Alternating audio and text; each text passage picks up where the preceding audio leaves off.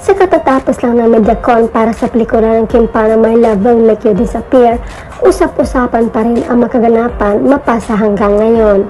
Sa portion ng interview, sinabi na tungkol sa pagsama na Kim sa mga projects. Ayon sa kanya, actually, hindi ko nga alam na makatrabaho ko si Kim. Sagot naman ni MJ, but you manifested it. Reply naman ni Paolo, I wanted to work with her. I wanted to work with her. Pero never ko talaga in-expect. So parang after a while, parang naging iba rin ang tahap ng gusto kong gawin. So di ko alam na kay Kim pala ang bagsak ko. Nakatuloy naman ang audience sa sinabi na ito. Kinilig naman si Kim sa sagot ni Paolo. Sagot naman niya, hindi pwede hanggang dito lang MediaCon na to. O sabay niya, sabay tayo ni actress na kunwari magwa-walk out.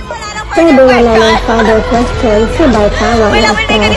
Na-promote agad ito ng movie nila ni Paolo. Komento naman ng netizens, wow, salamat po Lord. Ay tapos ng ating dilolo, mga ka-Kim Pao, sa wakas linaw na ating mga pagdududa. O ayan, narinig na natin, umamin na si Paolo, sana tuloy-tuloy na pakasal na kayo. Kasi nagkakaedad na kayong pareho para magkaroon kayo ng anak na kambal.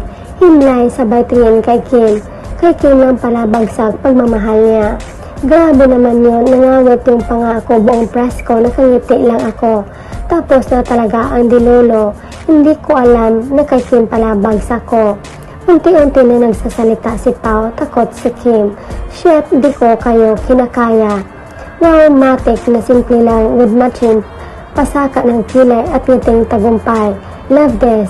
Confess na Papi Pao ng salita ng totoo.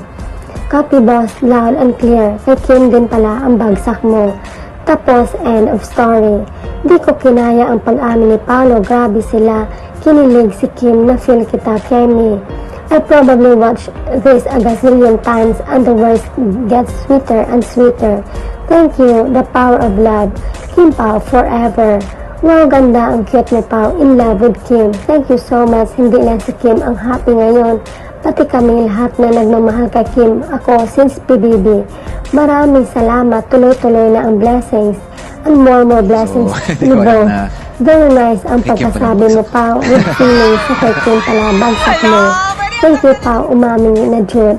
Bravo, no more doubt. Yehey, bagsak ka na kay Kim, Pao.